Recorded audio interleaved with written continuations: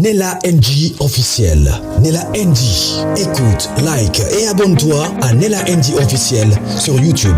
Nella NG officiel. Pour l'actualité musicale congolaise, art et divertissement, écoute la voix d'or. Nella NG te dit toute la vérité.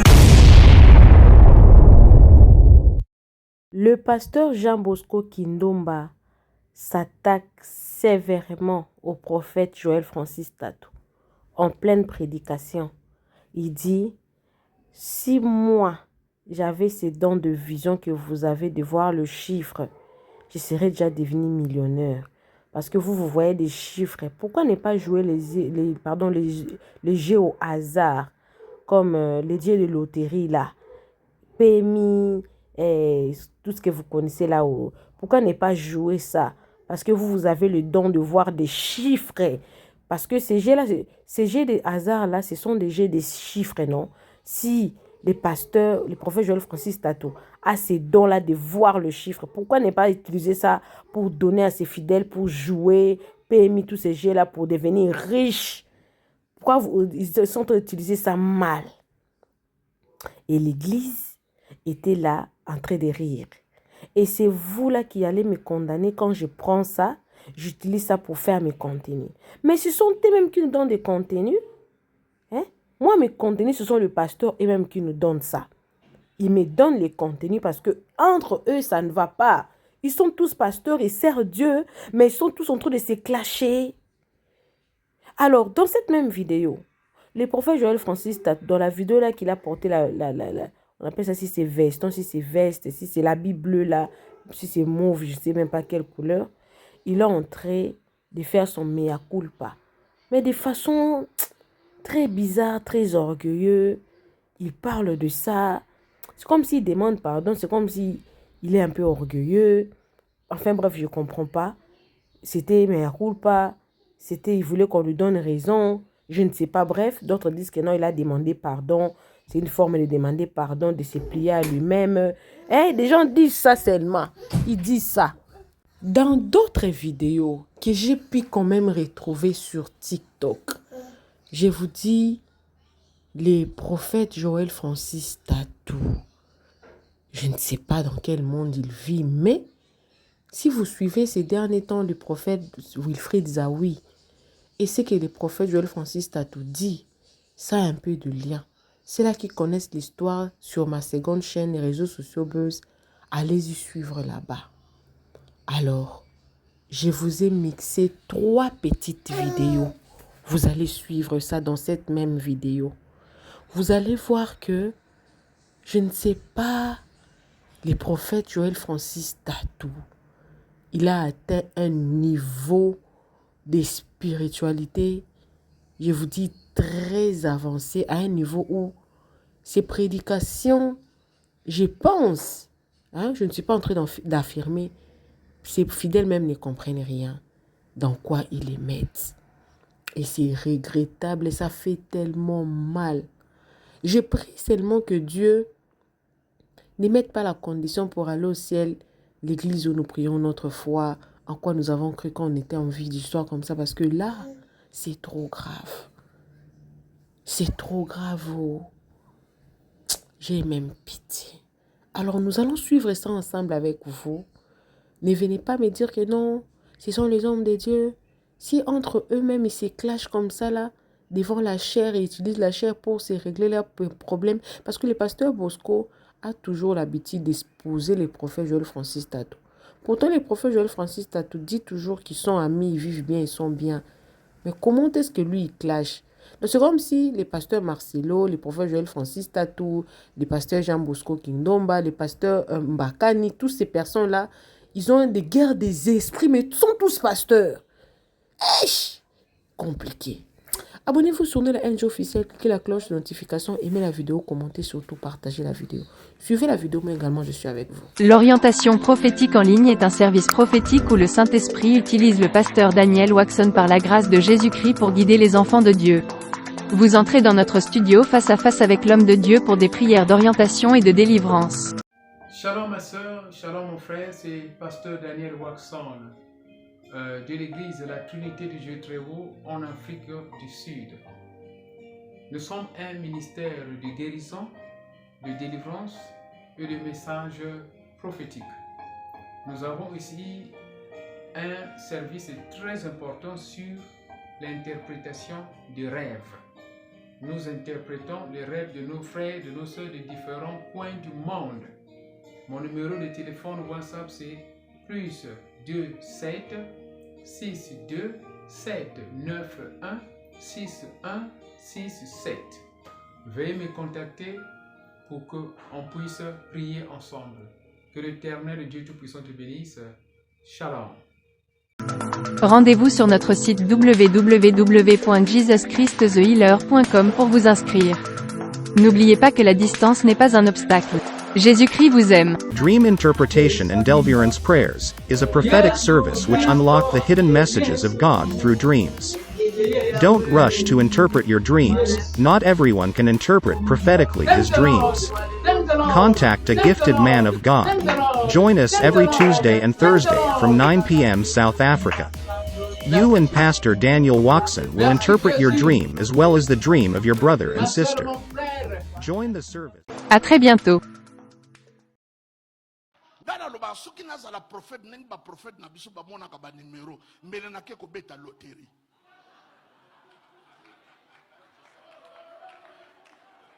Pour loterie akana ba chiffre. Mais na bité poni ba beta kango te ba prophète. Soki bokutane linga bango botuna bango nana.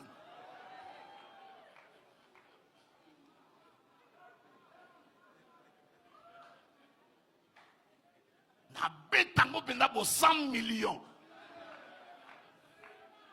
Pena yeko pesa eteni ya domi nzamba sanctifié o nyonso etikali. 26. Je tenais à pouvoir dire un petit mot car c'est important que je le fasse en tant que responsable mais aussi en tant que membre d'une corporation de serviteurs de Dieu. J'ai eu quelques coups de fil. J'ai échangé avec quelques frères et il est paru bon que je puisse dire un mot. Et je tenais à vous en faire part. Il y a une semaine précisément, je suis revenu de Bruxelles, de la France, à Bruxelles, et je vais part ici dimanche d'un témoignage. Comme je l'ai dit, j'en parle parce que je suis pasteur, mais j'aimerais aussi en parler parce que nous sommes durant Hanouka et il faut que nous puissions veiller à préserver ce que Dieu fait. Et ce que Dieu veut poursuivre comme objectif jusqu'à la fin de ce programme, tout en établissant de l'équilibre. Vous savez, généralement, nous les prophètes, quand nous parlons et que nous partageons une expérience, tout prophète, que ce soit dans la Bible ou que ce soit un contemporain que vous connaissez, les prophètes vivent beaucoup d'expériences. Et généralement, le bonheur d'une expérience, c'est aussi de le partager. Parce que la vraie joie, c'est la joie lorsqu'elle est partagée. Mais lorsque nous partageons les témoignages, honnêtement, les partageons à partir de notre monde. Et des fois, c'est dommage. Nous ne pensons pas à équilibrer les choses pour mieux expliquer afin que l'on comprenne de quoi il s'agit. Quand vous allez voir un chirurgien, il utilisera beaucoup des termes de son monde parce qu'il vous parle pas comme si vous connaissez tout ce qu'il dit, mais vous parle à partir de son monde. Quand vous allez chez un mécanicien, il vous citera des termes que vous ne comprenez même pas. Mais il ne pense pas directement que vous ne pouvez pas comprendre exactement ce qu'ils sont. Parce qu'ils parlent à partir de leur monde. Et chaque fois que nous parlons, généralement c'est à partir de notre monde que nous parlons. Mais c'est dommage des fois sans tenir compte des gens qui nous écoutent. Si le témoignage que j'avais donné dimanche dernier était juste ici à l'église Port des Cieux, vous connaissez la maison. Nous avons vu Dieu faire des grandes choses ici.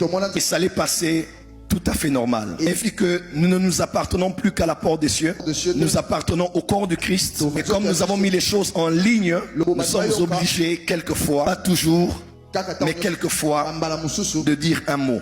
Je vais revenir sur l'histoire finalement de la fameuse Wi-Fi, puisqu'il était important que j'en parle, surtout qu'on est à Hanouka. Il est surtout important, comme je l'ai dit, il était surtout important, certainement que je parle du contexte dans lequel la chose s'est passée. On allait peut-être un peu mieux comprendre, sans avoir l'obligation de faire croire à tout le monde ce qu'on a vécu. Mais dans la parole de Dieu, plus d'une fois, Dieu est intervenu dans la vie de ses enfants ou de ses serviteurs en allant au-delà de la logique humaine.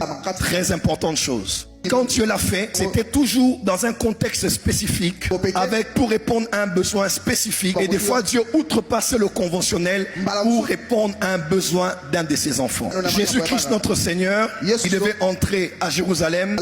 Vous le savez avec moi. Il a demandé qu'on lui prenne une ânesse qui ne lui appartenait pas. Parce que le Seigneur, en ce moment-là, il avait un besoin spécifique. Une taxe devait être payée. Normalement, on doit travailler pour avoir de l'argent. Mais Jésus a dit à Pierre de prendre son outil de pêche et d'aller pêcher. D'où venait cet argent? Pourquoi ne pas rendre à César ce qui était à César? Et Dieu l'a fait ainsi. Un jour, le prophète est allé dans une maison.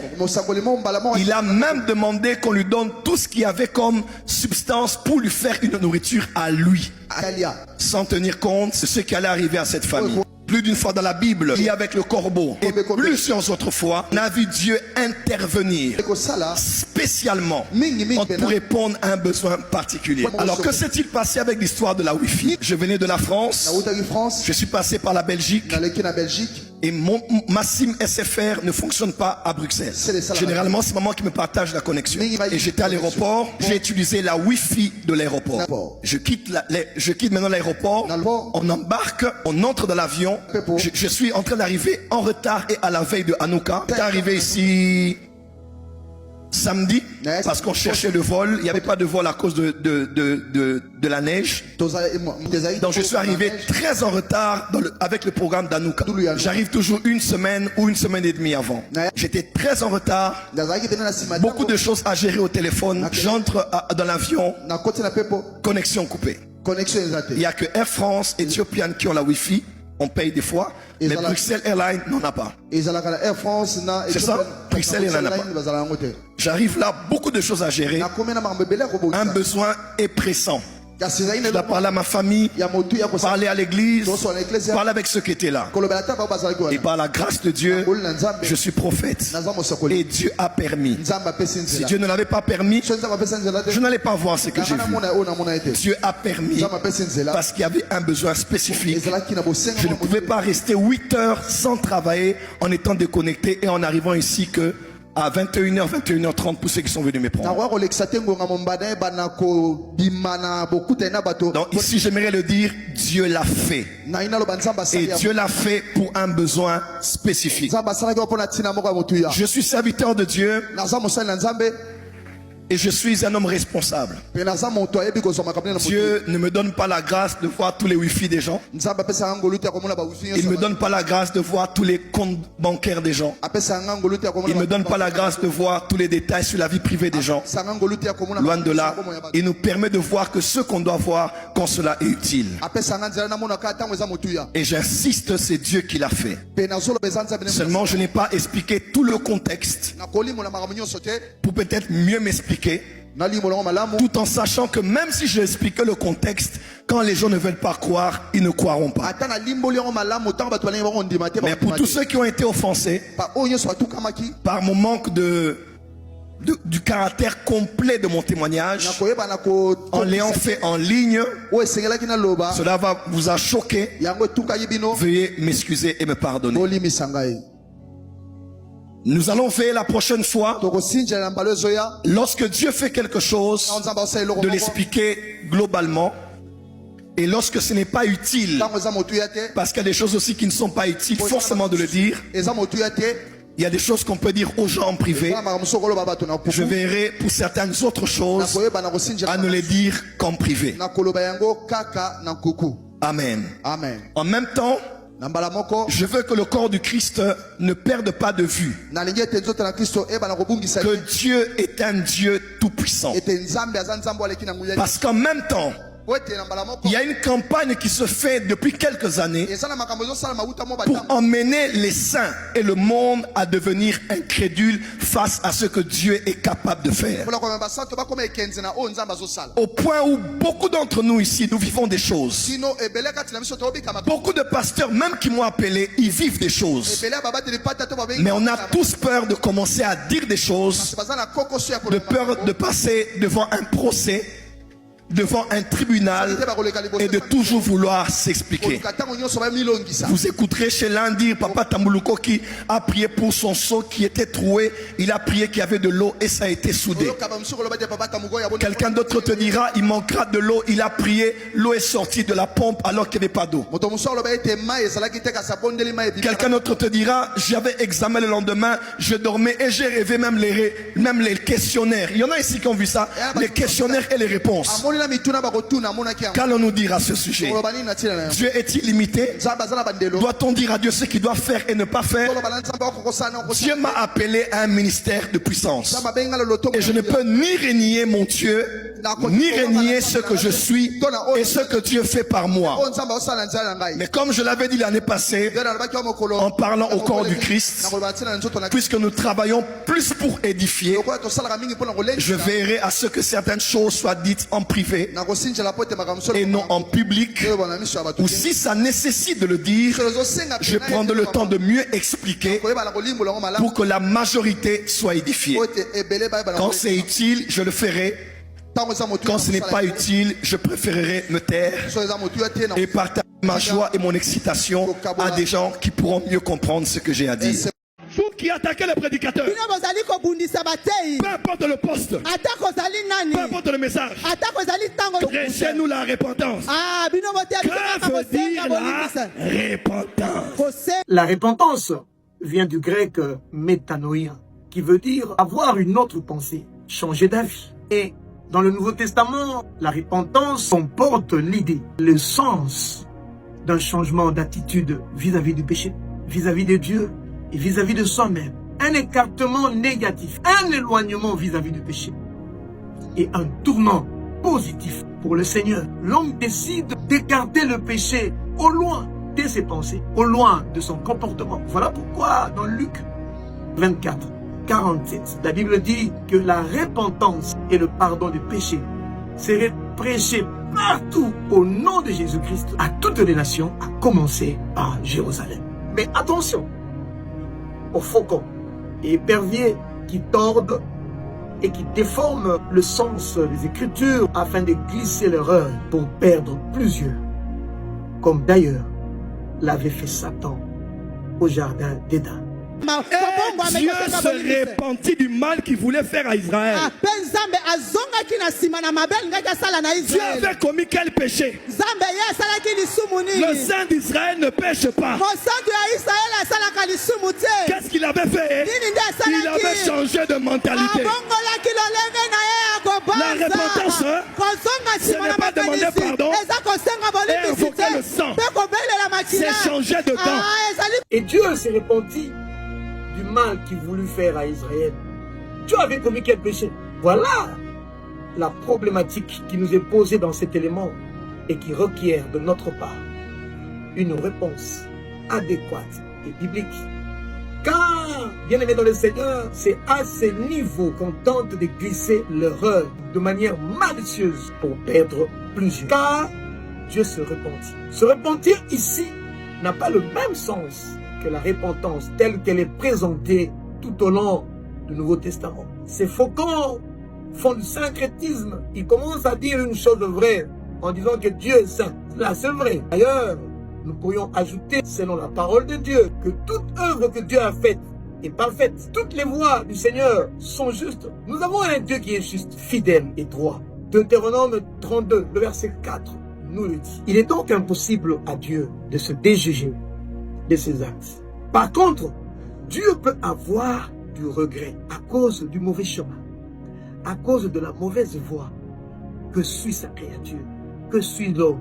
Et c'est cela le vrai sens quand la Bible dit Dieu se repentit. Dieu a eu du regret à cause du comportement de l'homme. Dieu a eu du regret à cause du comportement d'Israël. Et Deutéronome 32, le verset 5, nous le dit. Car la Bible dit ceci, s'ils se sont corrompus, si Israël s'est corrompu, si l'homme s'est corrompu, ce n'est pas la faute de Dieu, parce que Dieu est parfait dans ses actes. Dieu est juste dans ses voies. La honte est à ses enfants, nous dit la Bible.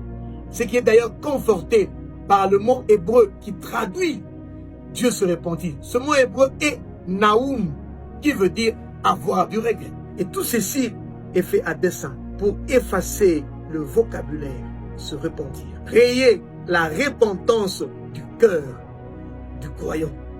Car les occultistes savent que Dieu aime les hommes qui ont un cœur repentant.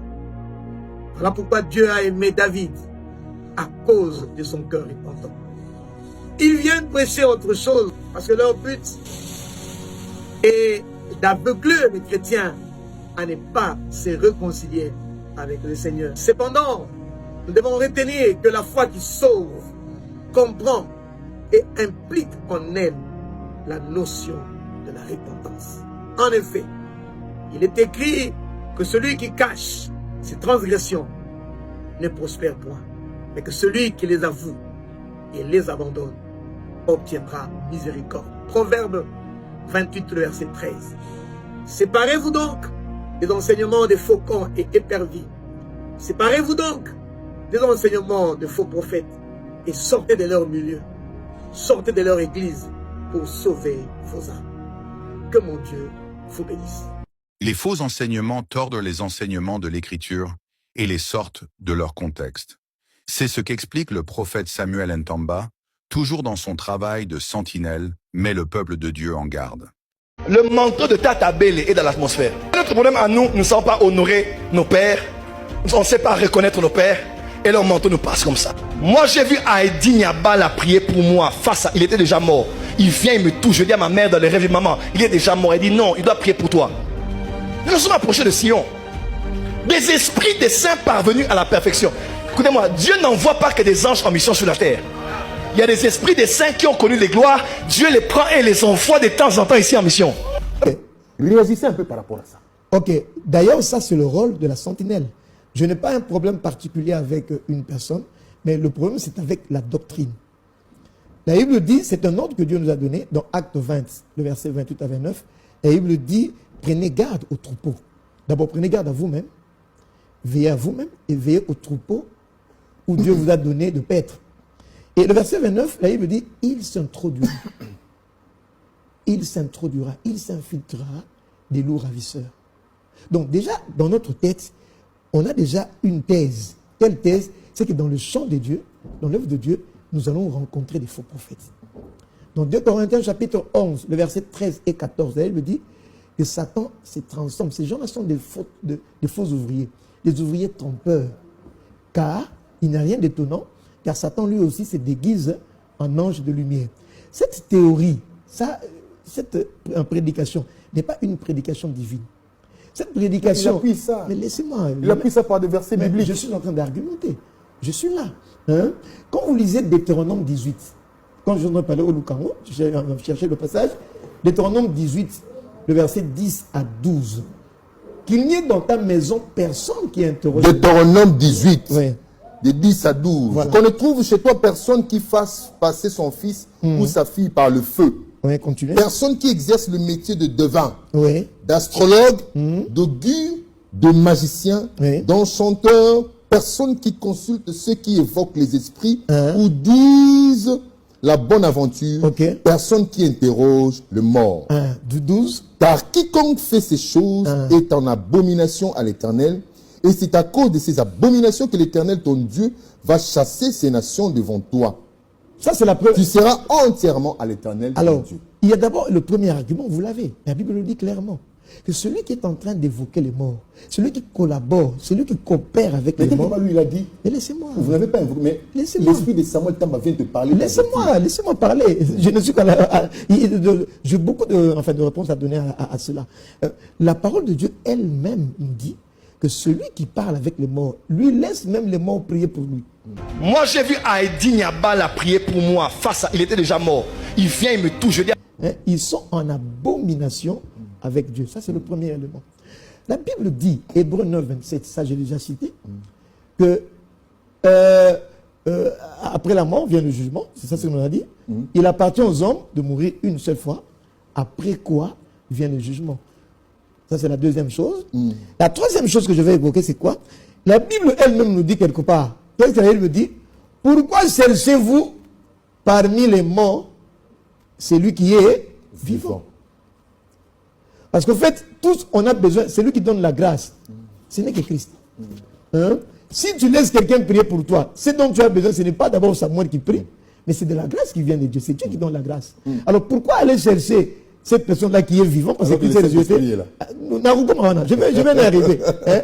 Je vous donne autant de passages bibliques qui montrent que non, cette prédication est contre nature. Hein?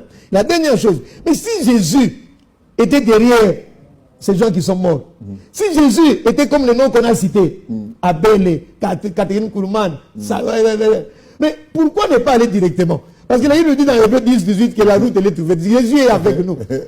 Pourquoi aller de l'autre côté? Donc là, nous sommes dans un jeu de cache-cache, papa. Hein? Et je t'informe maintenant pour éclairer la lanterne, parce que nous sommes quand même avancés dans les études par rapport à la divination. Pour faire la divination, cela veut dire prophétiser. Il y a des techniques diaboliques. Eux ne prophétisent pas avec le Saint-Esprit. Prophète, veux-tu nous dire que nous travaillons avec des morts? Nous travaillons avec l'esprit des saints qui ont parvenu à la perfection. Je ne vais pas me taire, je vais parler. Eux ne prophétisent pas avec le Saint-Esprit. Et même ces gens-là avec qui sont morts, ils ne travaillé pas avec leur esprit. Papa Rémi, je ne suis pas en train de prêcher avec mon esprit. Là, il me dit dans Zacharie 4, 6 et 7 que ce n'est ni par ma puissance, ce n'est ni par ma force, mais c'est par l'esprit de l'Éternel que je suis là en face de toi. Et la Bible ajoute en disant que c'est poussé par le Saint-Esprit que des hommes ont parlé de la part de Dieu. Donc, si celui qui est mort va venir prier, avec quel esprit? Parce que ceux-là qui sont morts travaillaient avec le Saint-Esprit qui est avec nous ici. Donc, vous comprenez que là, nous sommes dans un jeu de cache-cache, il y a des mystères. Et si Satan a empêché Paul, qui suis-je? Prophète, il y a une question qui me taraude ces derniers temps. Ce n'est pas une question polémique. Sur la possession démoniaque. Je sais que notre esprit est sauvé. Il y a un problème dans l'âme. Et d'autres exégètes disent que les démons peuvent posséder notre âme ou notre corps. Qu'en dites-vous? En tout cas, Berger Grasse, c'est une des questions pour laquelle je peux te dire je ne répondrai pas. Parce que là, tu veux me créer des problèmes ici. Non. Aidez-nous s'il vous plaît, prophète. Aidez-nous s'il vous plaît. Non. Ça vous est déjà arrivé de prêcher la parole de Dieu. Et cette parole devient une contradiction. Vous nous dites que Satan ne peut pas nous toucher parce que les anges de Dieu nous protègent. Mais on se rend compte qu'un pasteur peut comme ça, un bon chrétien qui parle en langue, mais la plupart des délivrances auxquelles démons. nous assistons d'ailleurs là, sincèrement, que nous voyons à la télévision, que nous assistons, ce sont des chrétiens généralement. La robe matin, la roquette d'été. Certaines personnes disent que ce sont de faux chrétiens. Ici, j'aimerais dire quelque chose de très important avant de commencer. Si je puis mettre un avis, et je répète, ce n'est pas parole de l'évangile, je ne prétends pas tout connaître. Je dis les choses de mon approche et de ma perspective. Et des choses auxquelles je crois. Je peux être contredit par de meilleurs arguments, je respecte. Mais moi je crois, 1 Thessaloniciens 2, verset 23, l'homme est un être tout entier, esprit, âme et corps. Lorsqu'un chrétien, lorsqu'un homme est né de nouveau, qui est sauvé en lui? C'est l'esprit. Qu'est-ce qui est sauvé? C'est ceux qui étaient morts. Qu'est-ce qui était mort? C'était l'esprit dans l'homme. Le jour où vous en mangerez, vous mourrez. L'homme était mort parce qu'il avait mangé. Son âme était-elle morte? Non. L'homme réfléchissait, il ressentait. Il a même eu honte d'être avec Dieu parce que l'homme avait encore l'âme. Était-il mort physiquement? Non, il a vécu plus de 1000 ans comme le Méthusalem. Qu'est-ce qui était mort alors dans l'homme? C'est l'esprit qui était mort. Et la mort de l'esprit veut dire quoi? Ce n'est pas l'inexistence de l'esprit, mais c'est la séparation de l'esprit avec Dieu. C'est ainsi qu'on dit que l'esprit de l'homme est mort. Qu'est-ce que Jésus est venu faire? Il est venu apporter le salut. Et le salut consiste à quoi? Le salut consiste d'abord à sauver ceux qui étaient morts en nous. Et ceux qui étaient morts en nous, c'était notre esprit. Le jour où je donne ma vie à Jésus, Romains 10, verset 9. Si tu confesses de ta bouche le Seigneur Jésus et tu crois dans ton cœur que Dieu l'a ressuscité entre les morts, tu seras sauvé. Verset 10 du chapitre 10. Car c'est en croyant du cœur qu'on parvient à la justice, en confessant de la bouche qu'on parvient au salut. Quand tu déclares que Jésus est Seigneur, tu fais cette déclaration, tu es sauvé. Qu'est-ce qu'il faut sauver en toi? C'est ton esprit. Ce n'est pas ton âme. Ce n'est pas ton corps. Ce n'est pas ton âme parce que Jacques 1, verset 21 dit de pouvoir tenir compte de cette parole qui est semée en nous et qui peut sauver notre âme. Qui peut sauver notre âme. L'âme de l'homme est sauvée progressivement à l'huile de la parole de Dieu la parole de Dieu commence à formater ton siège des émotions, ton siège de l'intelligence et ton siège de la volonté. C'est ce qu'on appelle le renouvellement de l'intelligence. Et ton corps sera sauvé, 1 Corinthiens 12, le jour où le corruptible revêtira l'incorruptible, le jour où tu seras enlevé. Nous serons métamorphosés ce jour-là. Donc, nous croyons en ceci. Je suis sauvé, je suis en train d'être sauvé et je serai sauvé. Je suis sauvé, qui le dit? C'est mon esprit. Je suis en train d'être sauvé, qui le dit? C'est mon âme. Je serai sauvé, qui le dit? C'est mon corps. Alors, possession démoniaque, influence spirituelle, ça se passe comment? Moi, je crois fondamentalement que l'esprit du chrétien ne peut pas être possédé. Je le crois fondamentalement. Mais je crois qu'il y a des questions à se poser sur la possession dans l'âme ou bien la possession dans le corps. Parce que votre âme a une résidence. Votre âme est un habitant. Votre âme habite quelque part. Et là où habite votre âme, ça s'appelle le sang. Parce que l'âme de toute chair est dans le sang. Et dans votre sang n'est pas le sang de votre Père, de Dieu. Votre sang n'est pas le sang de Jésus. Votre sang n'est pas le sang de Maranatha. Non, non. Votre sang, c'est le sang vraiment de votre lignée. Votre ADN, votre sang, génétiquement parlant, c'est prouvé. Les informations codifiées dans votre génétique, dans votre sang là.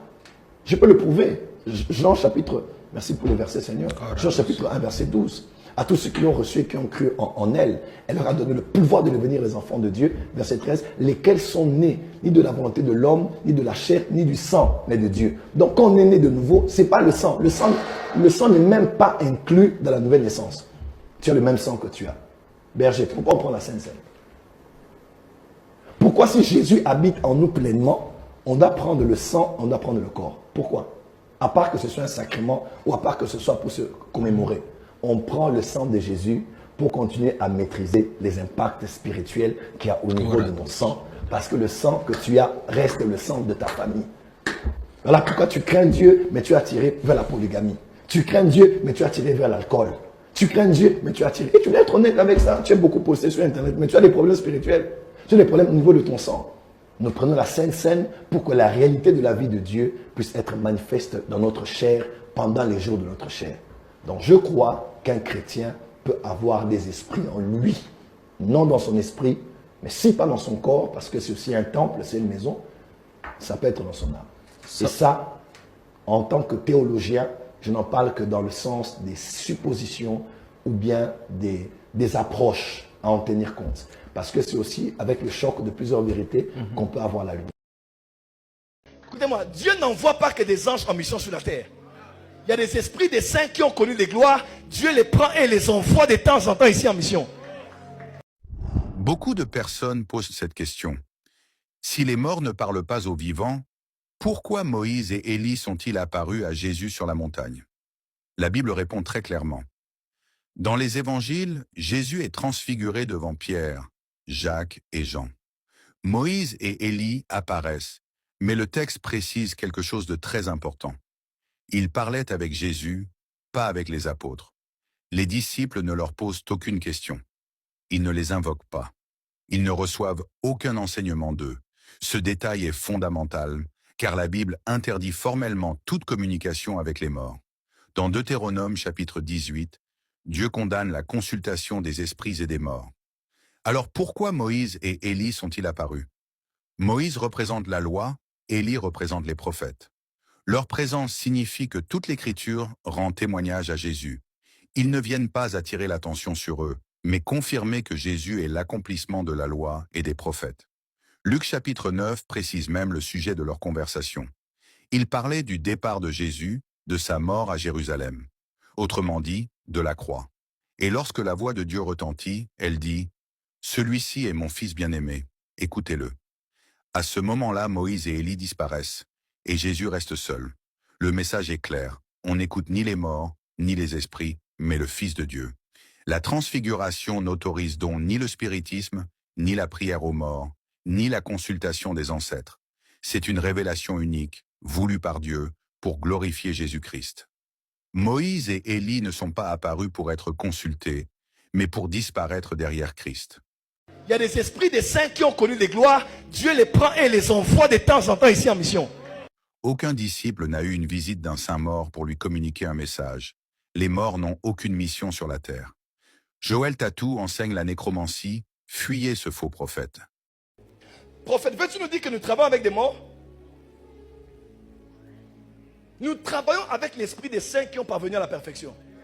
L'orientation prophétique en ligne est un service prophétique où le Saint-Esprit utilise le pasteur Daniel Waxon par la grâce de Jésus-Christ pour guider les enfants de Dieu. Vous entrez dans notre studio face à face avec l'homme de Dieu pour des prières d'orientation et de délivrance.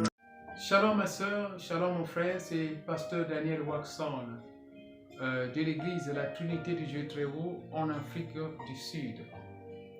Nous sommes un ministère de guérison, de délivrance et de messages prophétiques. Nous avons ici un service très important sur l'interprétation des rêves. Nous interprétons les rêves de nos frères, de nos soeurs de différents coins du monde. Mon numéro de téléphone WhatsApp c'est plus 27 62 791 6167. Veuillez me contacter pour qu'on puisse prier ensemble. Que l'Éternel Dieu Tout-Puissant te bénisse. Shalom. Rendez-vous sur notre site www.jesuschristthehealer.com pour vous inscrire. N'oubliez pas que la distance n'est pas un obstacle. Jésus-Christ vous aime. Dream Interpretation and Deliverance Prayers is a prophetic service which unlock the hidden messages of God through dreams. Don't rush to interpret your dreams. Not everyone can interpret prophetically his dreams. Contact a gifted man of God. Join us every Tuesday and Thursday from 9 p.m. South Africa. You and Pastor Daniel Waxon will interpret your dream as well as the dream of your brother and sister. Join the service. À très bientôt. Nella NG officiel. Nella NG. Écoute, like et abonne-toi à Nella NG officiel sur YouTube. Nella NG officiel. Pour l'actualité musicale congolaise, art et divertissement, écoute la voix d'or. Nella NG te dit toutes les vérités.